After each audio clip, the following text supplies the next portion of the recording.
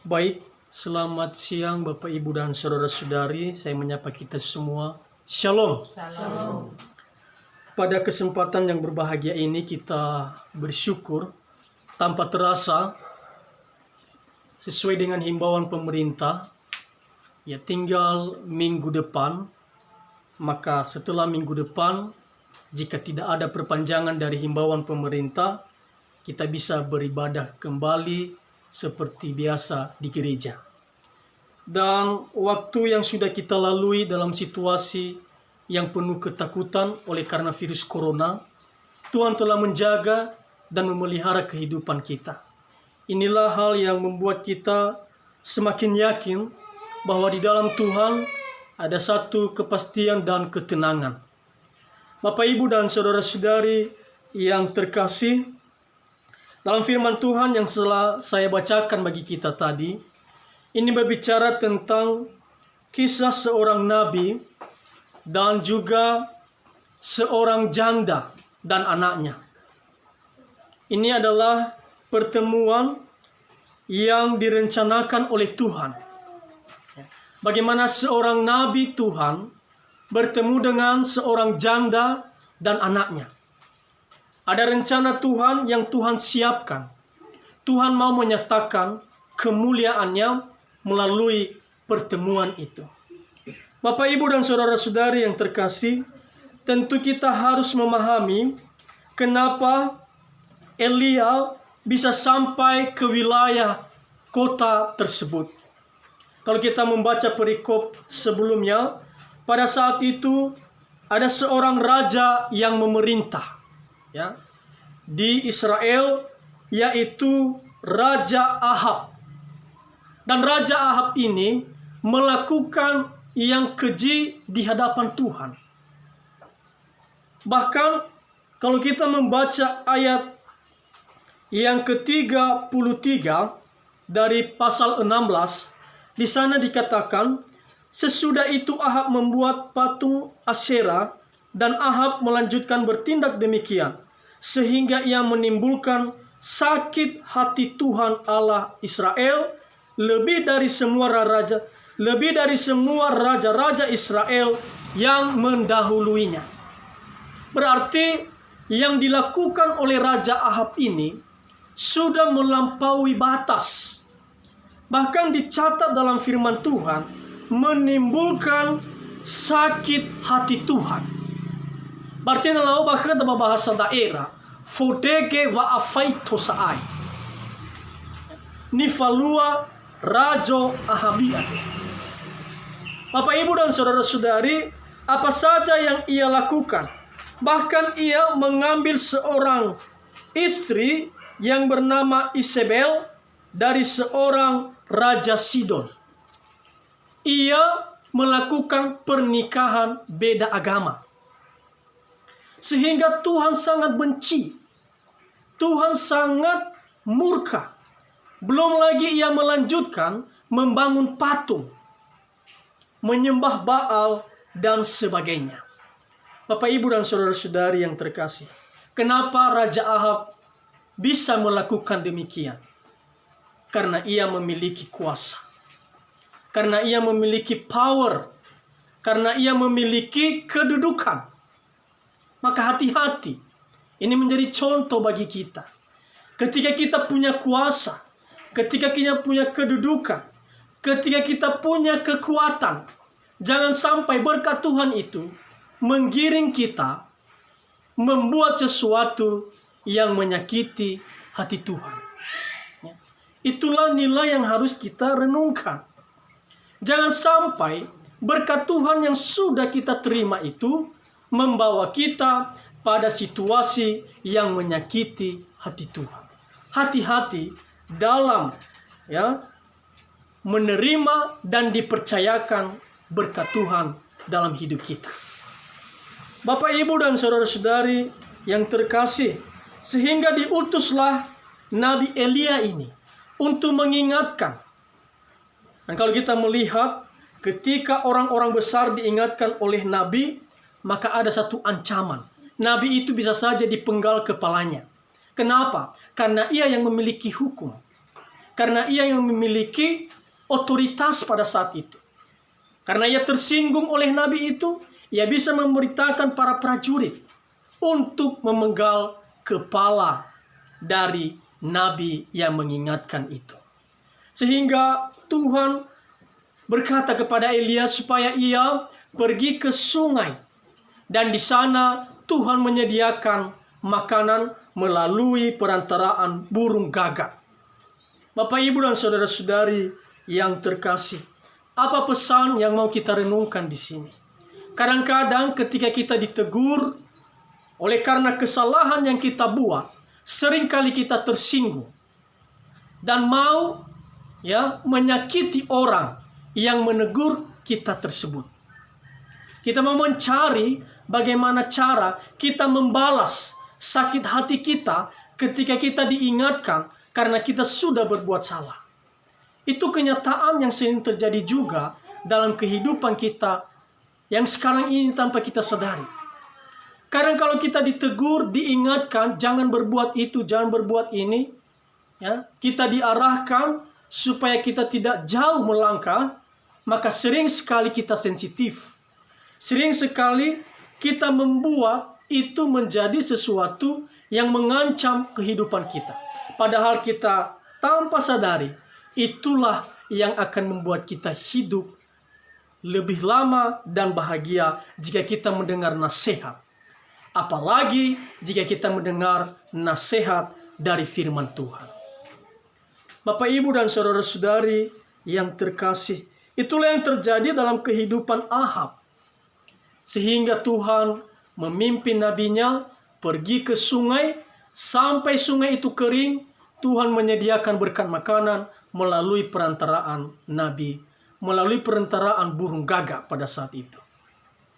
Bapak, Ibu, dan saudara-saudari yang terkasih, di sini juga diajarkan bagaimana bertahan dalam ujian. Nabi Elia, ia terus melakukan apa yang baik. Ia mengikuti apa yang Tuhan firmankan. Ia mengikuti apa firman Tuhan yang sudah ia mengerti. Di sini yang kita renungkan dalam hidup kita, tentu dari kecil sampai kita di umur yang sekarang. Ada banyak firman Tuhan yang sudah kita pahami. Ada banyak firman Tuhan yang sudah kita dengar. Ada banyak firman Tuhan yang sudah kita pahami dan mengerti. Ikuti saja firman Tuhan itu, maka hidup kita pasti akan berkelimpahan. Jika kita mengikuti firman Tuhan, maka firman Tuhan itu akan membawa kita pada kelepasan dalam berbagai masalah kita. Klaim saja firman Tuhan. Jika kita hidup dalam kekurangan, ingat firman Tuhan dalam Matius. Barang siapa yang meminta akan diberi. Barang siapa yang mengetuk pintu akan dibukakan. Barang siapa yang mencari akan mendapatkan. Ada banyak firman Tuhan yang sudah kita mengerti. Dalam situasi-situasi itulah firman Tuhan itu berkuasa.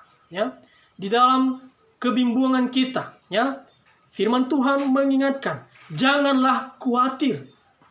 Ada banyak firman Tuhan yang sudah kita pahami. Inilah yang dilakukan oleh Nabi Elia. Di saat genting, di saat ada ujian, di saat ada masalah, ingatlah firman Tuhan. Dengarkanlah firman Tuhan. Jangan dengarkan kata hatimu. Karena sering sekali kata hati kita bisa salah. Apalagi kalau keadaan kita tidak stabil.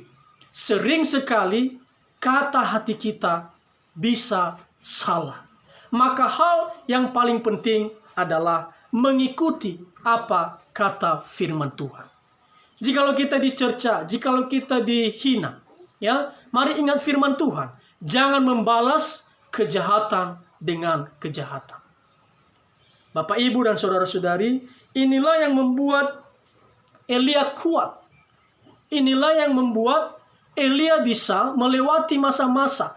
Sekalipun ia dalam ketakutan untuk dibunuh, sekalipun ia dalam ketakutan dikejar, tetapi ia bisa dalam sejahtera Tuhan karena ia mengikuti firman Tuhan. Karena ia mengikuti kata firman Tuhan, bukan kata hatinya dan bukan kata sesamanya manusia. Inilah janji, inilah yang harus kita renungkan dalam hidup kita. Bapak, Ibu, dan saudara-saudari yang terkasih, kemudian dari sungai itu Elia melanjutkan lagi, ia masuk ke daerah Sarfat dan wilayah Sidon. Di sini kita melihat ia bertemu dengan seorang janda. Bapak, Ibu, dan saudara-saudari yang terkasih, ketika ia sampai di pintu gerbang kota, ia melihat janda itu. Dan ia berseru dan meminta air. Ini satu permintaan yang wajar karena ia dari perjalanan jauh. Ya, kalau kita memperhatikan nanti, ketika Elia meminta air, janda tersebut tidak berkeberatan. Bahkan di sana kita melihat tidak ada masalah. Ketika diminta air sedikit dari kendi, tidak ada permasalahan. Bahkan tanpa suara, janda tersebut melakukan apa yang diminta oleh Nabi Elia. Tetapi masalahnya, ketika ada permintaan yang kedua. Kalau kita memperhatikan ayat yang ke-11. Ketika perempuan itu pergi mengambilnya, ia berseru lagi, "Cobalah ambil juga bagiku sepotong roti." Ketika ada permintaan yang kedua, maka disinilah muncul yang disebut permasalahan. Bahkan kalau kita melihat, perempuan itu sampai menyebut nama Tuhan. Ayat 12, perempuan itu menjawab, "Demi Tuhan Allahmu yang hidup, sesungguhnya tidak ada roti padaku sedikit pun, kecuali segenggam tepung dalam tempayan dan sedikit minyak dalam buli-buli." Ya. Ketika ada permintaan yang kedua dari Elia, di situ baru kelihatan bahwa janda ini sedang berada dalam situasi yang genting. Ya, sampai ia bersumpah dan ia menyebut nama Tuhan Allah yang hidup, Tuhan Allahmu yang hidup. Mereka berbeda agama. Ya. Dan janda Sarfat ini adalah agama lain dan Elia agama yang percaya kepada Allah. Ya. Sehingga ia, "Demi Tuhan Allahmu yang hidup." Bapak, Ibu, dan saudara-saudari yang terkasih, sini kita melihat janda ini sedang hidup dalam krisis kebutuhan. Ya, lahadis hoguna. Ya. Kalau kita memperhatikan di sini, ia sedang hidup dalam ketakutan, kebimbangan. Tetapi kalau kita melihat dalam situasi ketakutan, kebimbangan, masalah yang genting, ia terus bekerja. Ia mengumpulkan kayu, ia terus keluar dan melakukan yang terbaik. Ini juga yang harus kita renungkan dalam hidup kita. Ya, di saat-saat kita sedang dalam situasi yang genting, di saat-saat kita sedang dalam situasi yang kurang berpihak pada kita, lakukan saja yang terbaik. Ya, karena melalui itu kita pasti akan dipertemukan kepada orang-orang yang akan memberkati kita. Jika kita terus berpikir dan melakukan yang positif.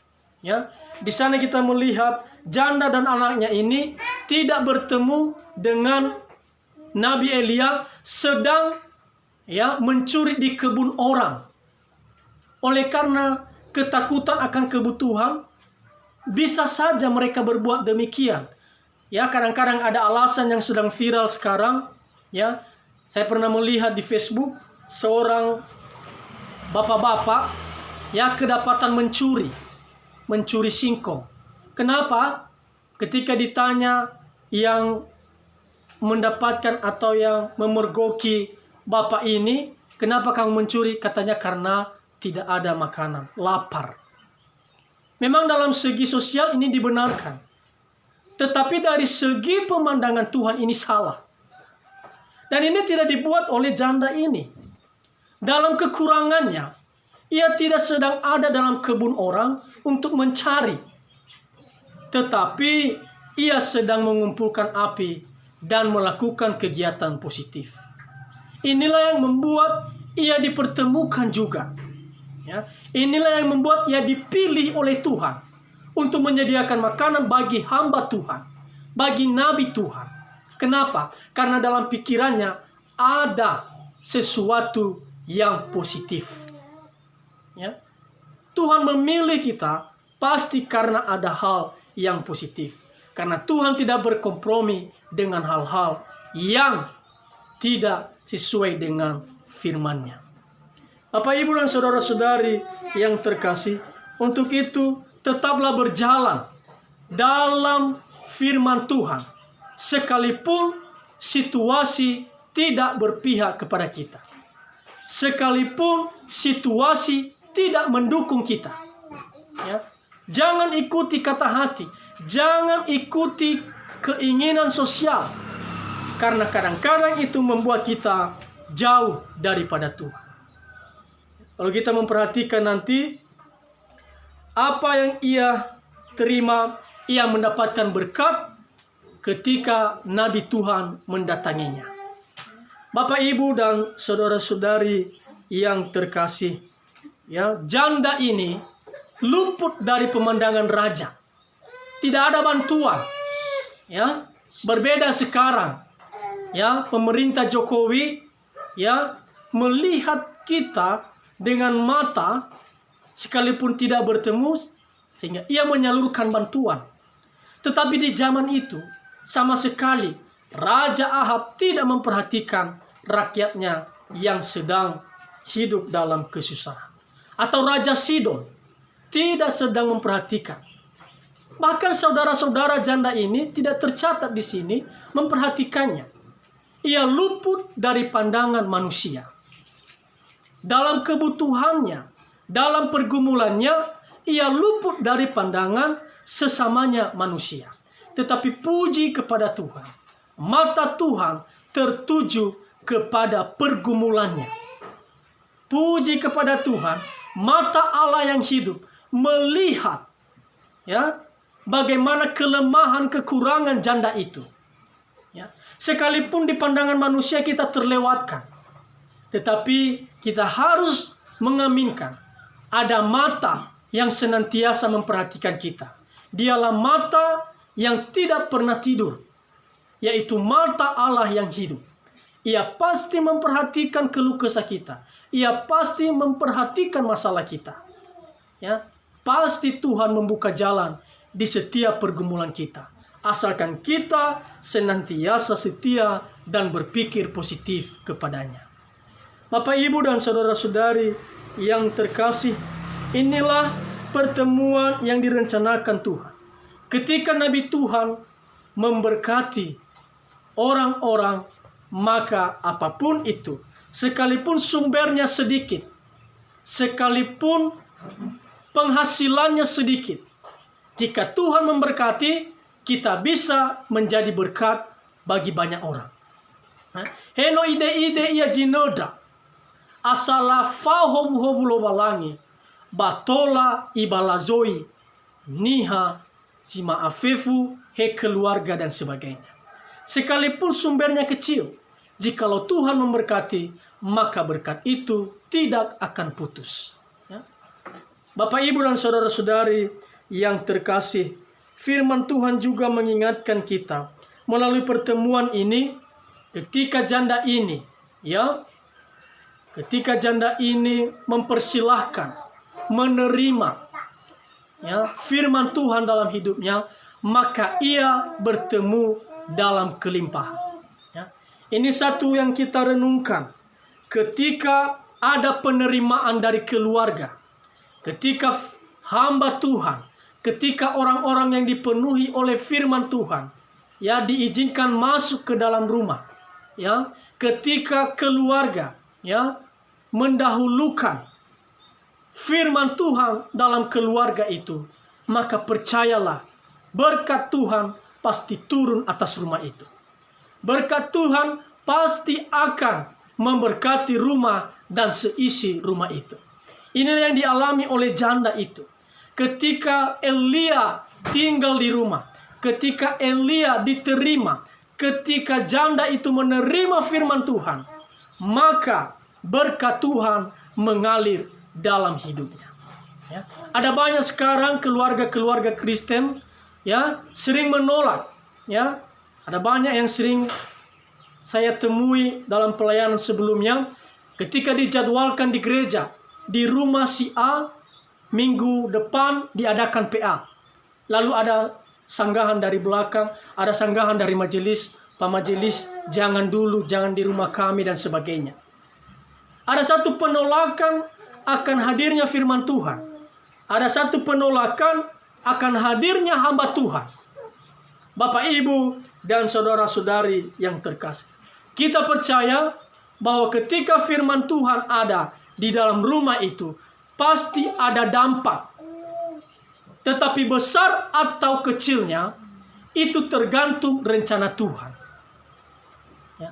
Dampak yang diterima oleh rumah, yang didatangi oleh firman dan hamba Tuhan dan orang-orang yang percaya, besar kecilnya dampak itu tergantung rencana Tuhan dan tergantung pikiran isi rumah tersebut.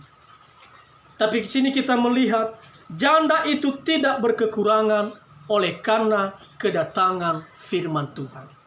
Bapak, Ibu, dan saudara-saudari yang terkasih, di sini kita melihat Tuhan mampu memelihara kehidupan kita di tengah berbagai macam persoalan. Persoalan bisa ada, tetapi Tuhan pasti selesaikan karena Dia adalah Allah Immanuel dalam kehidupan kita. Demikian saja firman Tuhan bagi kita. Mari kita berdoa.